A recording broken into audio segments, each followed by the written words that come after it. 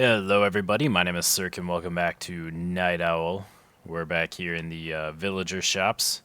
Um, I don't think anyone used my shop. Well, one person has. AJ gave me some quartz for some glowstone. He really liked the glowstone deal. But he's the only one who's used my shop. But we did. AJ also set up his own shop to get glowstone. One glowstone dust for one hardened clay, which isn't too bad of a deal. The only problem is I'm trying to sell my glowstone for quartz. So I would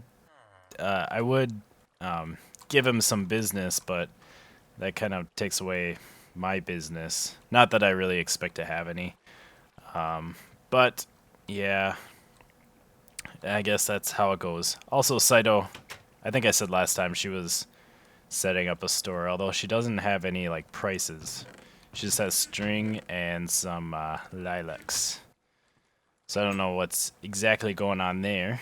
Let me check my sounds. They seem really loud. Weather can go down. Alright. Okay. But today we're gonna keep working on some spawn projects, and we're gonna move from over here over on to this building. This thing has been here for a long time. I was actually recently watching some of my old videos, and this thing was built very long ago. It was built before that. I think it might have even been here when I was putting up the flood farm way over there. It's an old building, and like they built it and didn't really have a purpose for it. Like I think they wanted to do stuff in here, but it turned out to be too small. And so they never did anything, and then Vert took it over and dug out a hole in the ground underneath and put a nice potion brewing area in there.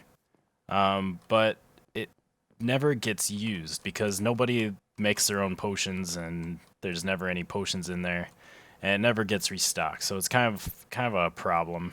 And so what we're going to be doing today is we're going to be setting something up like Etho Corp on the Minecraft server, like Etho did many months ago. We're going to finally learn from them and try and do something like he did. So we are closed for remodeling right now.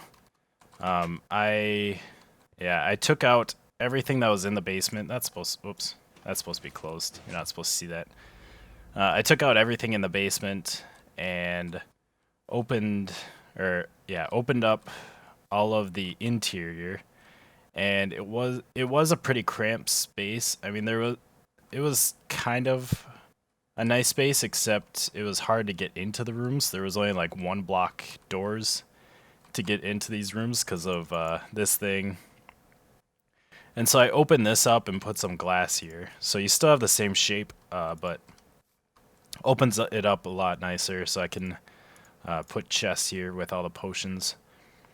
So what we're going to do is, for like interior decorating, we're going to have this be the front. We'll like accept donations and empty glass bottles here. And then back here we'll have chests with the potions. I don't know exactly how it's going to be set up, because I've mainly been working on the redstone. And we're going to be building, let's see, where is it? There it is. And I have a nice secret entrance to get down here so that it doesn't detract from the upstairs look. But down here we're going to be building a potion factory, a potion assembly line, I guess. A lot like Etho has. In fact, I kind of took some of the design from him. Now, this potion thing was actually like one of the first things that I got working with 1.5 redstone when we first got these hoppers and droppers and stuff. This was one of the first mechanisms that I actually got to work. Let's see, which was pretty cool when I figured it out. But the design I had was really, we need some blocks, was not very good. It worked, but one problem was what I had is I would have like a brew stand there, and then I would have that, and then a brewing stand there, and then a hopper, and then a brewing stand on top of that. So your potions would go from here down to there, down to there. And actually, this isn't even how it was, because I needed space in between them. So actually, I think I had a chest like right here. So it'd go out of that brewing stand into a chest, and then it would go down there. So it was kind of a pain to have all of them on the different elevations, especially if you have 5 brewing stands, which you need to make more to make the more intricate potions or more involved potions. And I was actually planning on building one of these in my first single player Let's Play, but I never did it because I never really used potions, and since the design wasn't that great, it just never really appealed to me. And also, I was pretty new to redstone. Is that? Yeah, that's right. I was pretty new to redstone. I mean, I could make some things, but they would be very big and complicated, not as simple as they could be.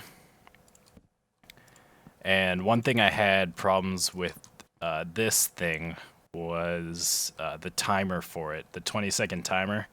The prototype that I first made on my creative world actually used it used repeaters. I had like 50 repeaters to get the 20-second timer that I needed. Let's see, that's not right. So I need blocks like that and like this. I think this part is similar to what Etho did. I just recently watched like his video where he showed, or where he was working out in a single player world. But I wasn't fully paying attention to what he did, partly because I was working on some other stuff, and partly because I like to figure stuff out on my own, and so I just wanted to get kind of an idea of what he did.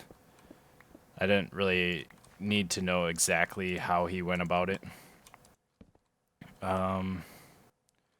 So I think we need something like that, and then we need torches. So I got sticks, I got redstone, there we go. We'll make a bunch of torches. Let's make 32. That's a good number. Although now we have 33. So we'll go like this. And like this. We'll have to kind of dig down underneath all this stuff. Just like that. Get all these out of the way. Stupid gravel. Alright. I love making redstone stuff. I was really excited to actually, when I decided to work on this project and redo this potion place, I was really excited to kind of play around with this and finally try and get this thing working. Alright, and then, let's see. I know one of these, I think these need to be on 2 ticks, because we want these to trigger, whoops, we want those to trigger just a little bit later, I think. Because what's going to happen, let's see. Yeah, because this is the default position. Well, I guess let's talk about what this is. So we have 5 brewing stands. Water bottles will start over on this side. We'll have a chest right up here. And then we'll have a different ingredient in each one, depending on what potion we're making. So what happens is every 20 seconds, which is how long it takes to brew a potion, or roughly 20 seconds, water bottles will go into the brewing stand, Well, first, if there are water bottles in here, they'll get pulled out and put into the dropper. And then new water bottles will get put in. And then we'll have a pulse that comes in and triggers this, or pulses this dropper so that it sends the water bottles up, and then those water bottles will go into the next brewing stand. Or they won't be water bottles, they'll be awkward potions here. But it will just continue that way. It will, get sucked out into the dropper, get pulsed up, and then into the next brewing stand. And so this is the default position. This bottom hopper is powered, so it won't pull any potions out until we send a signal to it. And then when we do, let's see. When we do send a signal, is this right? This will, yeah. Yes, it is. That's right. Because we want these to switch at the same time. And since we have that torch down there, that delays this this one by 1 tick, and so we want this to be at 2 ticks. That's how that works. Okay. I'm gonna try and build as much as I can by memory. I remember most of it, or at least this beginning part. So now, to switch the signal, we're gonna want redstone torches underneath there, so that switches it. This will be its secondary state, I guess. And then in between these, we want repeaters going down the line. And that will send the signal through. Alright. All the way through, all the way down the line. And then this part I don't entirely remember. I do have a screenshot but I'll have to switch to that here in just a sec.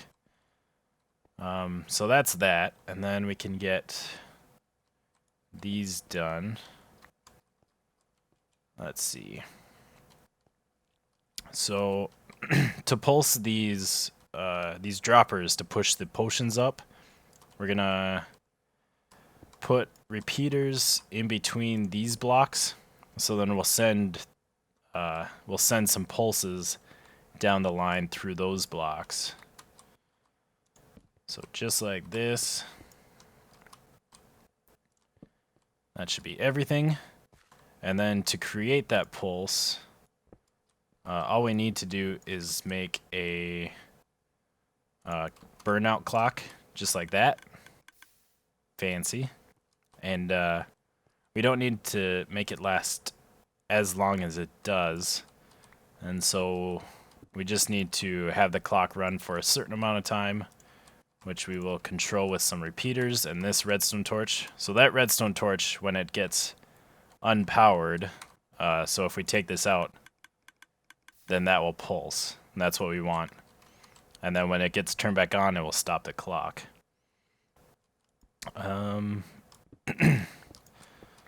So I think I remember this part. Let's get some more redstone. So that goes like that. I'm gonna have to dig out a lot of stone here.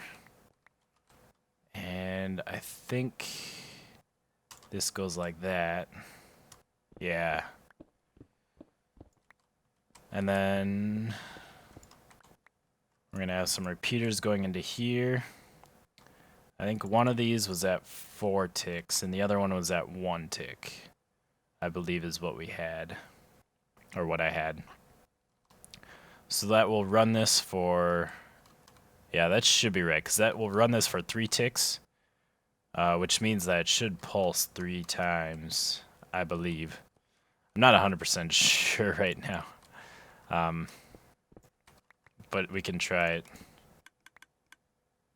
Yeah, I heard, well, it's hard to tell, because there's so many going, and they're delayed, so it's, but we could stick a stack of items there, send a pulse.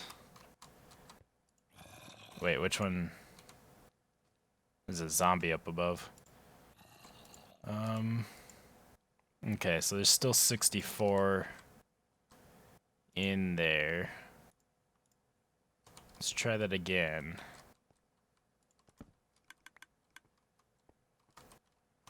Alright, did that do it? No, it didn't. Why is that not doing it? Oh, I think I know why, because this is wrong. I think it's because the hoppers, let's get out of here. It's because that hopper was being powered, and so I don't think it was letting anything inside. But if we do this, now I think it will work. Wait. Oh, did we not put it in there? Okay. Now it should work. Oh, I love redstone. It's the best. So we got 4 items, which is okay. I think if we had 1 tick less, it wouldn't work. And 4 items will work, or will be okay. Because there will only be 3 potions. We just need to make sure we get all 3 of them in there. Because if we do that, then I believe it'll only send... Well, it sends 3, so I guess maybe all we have to do is that. Alright, so that timing should be correct. And then I think I'm going to have to switch my screenshot so I can see the back of this thing. Alright, so first of all, that does not go there. That goes there. And then what we want to do, let's see. So this thing right now is in its secondary state, right? Yeah, that's in its secondary state. So to get it to its default state, we want to power these. And to do that, we will have a redstone block there. And that redstone block will get moved by a piston. We'll put a T flip-flop here. So this will go like this. And then we'll just dig back here. We'll have, let's see, we'll have redstone here, repeater, and then a monostable circuit. I need more. Let's see, we shouldn't need our bow down here. So that will be our T flip-flop right there. And then this is a dust. So the monostable circuit creates a 1-tick pulse, which will pulse this back and forth. We can show that here, just like that. So now it pulled it back. Get out of here. And then if we do that, it'll do that and push it out. So yeah, that's how that works. And then we also want to pull a signal off of here and do another monostable circuit because we want a pulse. We want to send a pulse off of here. And I think we just need a 1-tick pulse, but yeah, it should just be a 1-tick pulse. We can test that out if we can get out of here. So let's see. Well, we still have the cobble in there. So if we power this, that'll pull that back, and if we power it again, you hear the clicking of the droppers. And oh, we only got 2 there. So this might need to be 2 ticks. I can try that again here. Whoop, let's need it down here. Well, yeah, it's 59 right now. So we'll pulse this again and again. There we go. And 3. There we go. So that's what we want. It'll send all 3 potions up. So now what we need to do is we need to trigger this. We need to trigger this T flip-flop twice after a certain amount of time. So I do have a shovel here. Let's get rid of all this gravel. Kind of in the way and annoying. Get out of here. I think we'll just get rid of it all. I don't like it being there. It's a lot nicer when I can just have my pickaxe to break stuff. Okay, so let's see. I think we need... Oh, no, we need a block there. And then we'll need a pulse lengthener here. And how we'll do that is just like this. And then these will be on 4 ticks. Oh, there we go. And then this one is on 2 ticks. So when we send a signal through here, it will trigger the monostable circuit. And then, what is that, 4, 12, so 13 ticks later, we'll come back into effect. I believe 13 ticks later, then it will trigger it again. Okay. Which means that it will unpower this hopper for 13 ticks, and then it will power it again. And that should be enough time for the 3 potions to enter or go through this hopper and into the dropper, and then it will switch back, and then it will let the new potions in. So that's pretty much everything for all the triggering. Now what we need is a clock. And so let's see. I think all that we need is a monostable circuit going to this. So we'll do that. And then we'll just put the monostable circuit here. Do that. And then maybe just stick the clock right here. And I think... Nope, we can't do that. We'll have to stick it one back farther. Alright, so then our clock is going to be right... right here.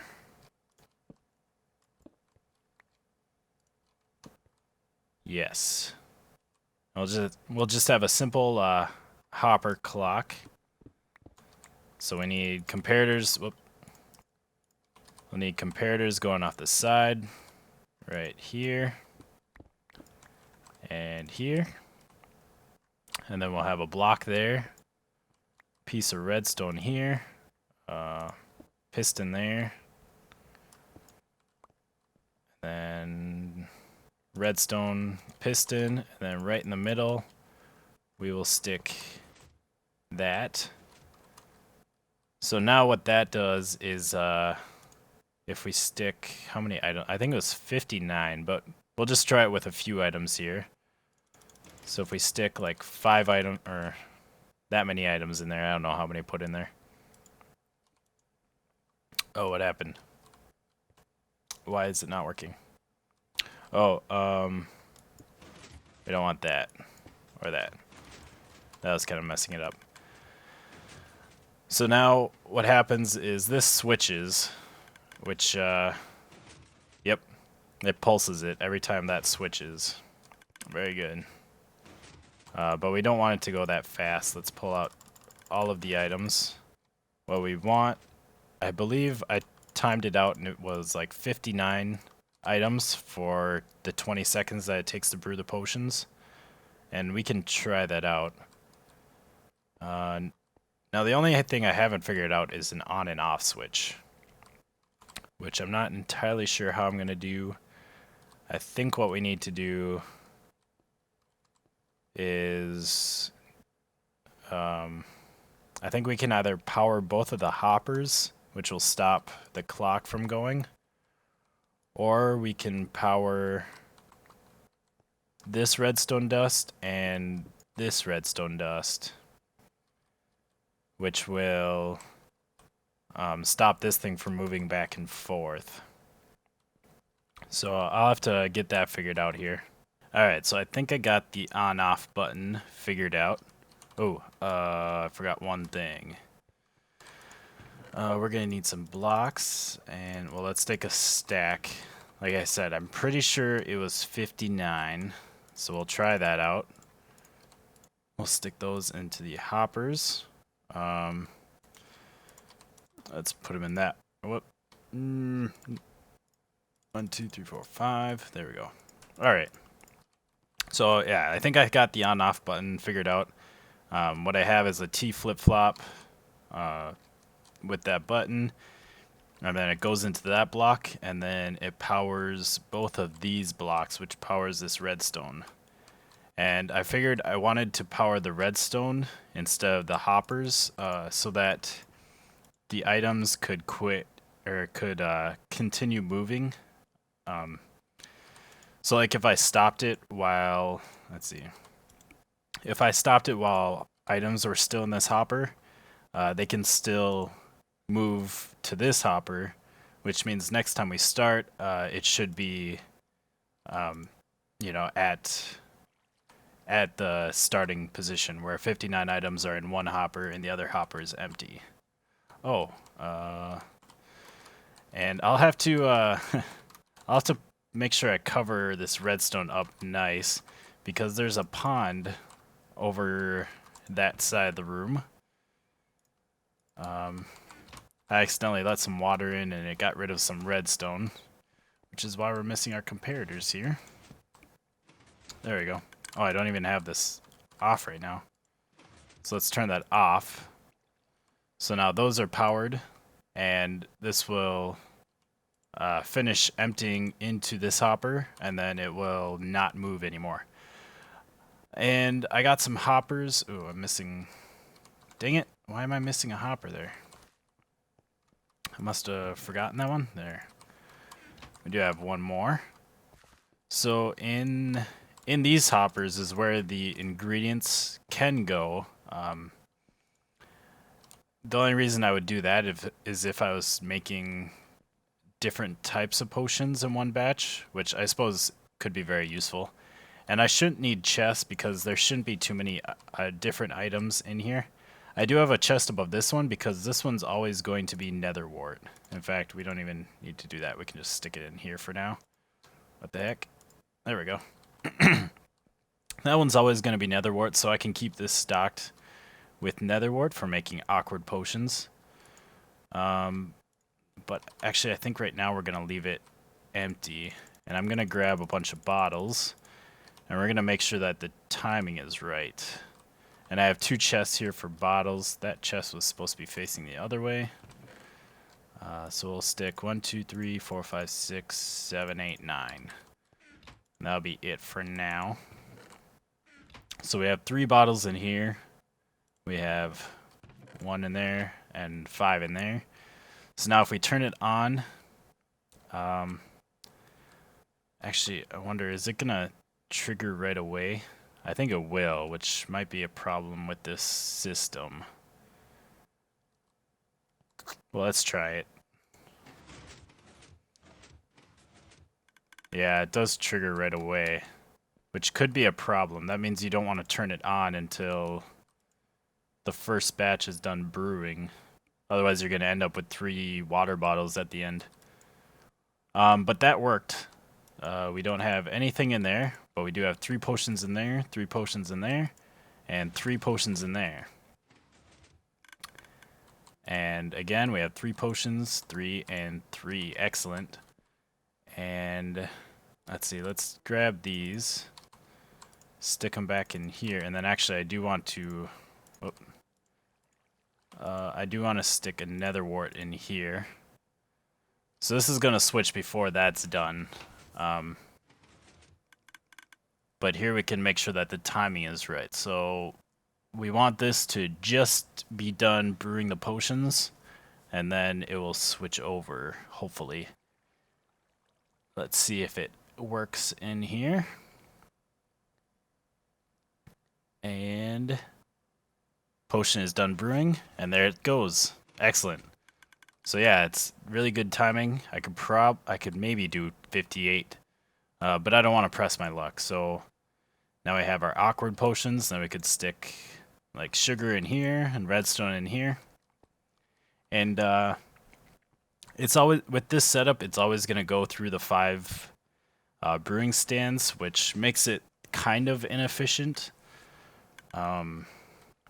But, you know, if you do want to make, I don't know what I think like an extended splash invisibility potion would require 5, because you'd have nether wart, golden carrot, fermented spider eye. Extended would be redstone, and then gunpowder. So this allows you to make every single potion, but if you are making like just a regular speed potion, it is gonna go through. It's gonna take longer. But with this thing, you can set it up, turn it on, and then let it go, and don't have to worry about it. So I'm just gonna turn it off. I'm gonna have to, I don't know, I'll have to try and figure out. I'll have to try and figure out the fact that like it triggers when you turn it on. I don't really want that happening. So I'll have to kind of look at that here. It looks like it actually doesn't matter that it triggers right away, because as long as this is stocked with water bottles, there's always going to be, and this is stocked with nether wart, there's always going to be water bottles moving into here and nether wart in here. And so like these, they're already brewed into awkward potions. So if we start it up, those are going to move along and they're going to, you know, get brewed up. So that actually will be all right. And actually, I have some awkward potions from that test, so we'll just put those in here. And this thing is all set. All the redstone should be done. Now it's just a matter of, we're going to need some chests. Is this... Oh, was I supposed to move this back farther? I was, wasn't I? Shoot. Well, I'm not moving it now. Yeah, I wanted to have like a 5-wide walkway here, but I'm going to have like some blocks here to cover up all this. So I guess it's only going to be 3 wide. Well, I can still make it 5 wide and just have that be off center. That's alright. Not a big deal. So then I'll just have... I'm going to have chests along that side, and I don't know. I'm not sure exactly how many chests I'm going to need. But I'll need chests for all the... for like backups of all the potions, and I'll need chests for a bunch of ingredients. So I'll have to figure that out. I kind of know what I want this place to look like, but we don't have any time to do that in this episode. So I think next time we'll be working on decorating this basement and decorating the upstairs as well. I always want to push that button, but it's not that button. It's that button. And we'll get this all set up and hopefully get this store open in the next episode. So thank you guys for watching. I hope you enjoyed the episode. And remember to leave a like and a comment. Until next time, goodbye, peoples.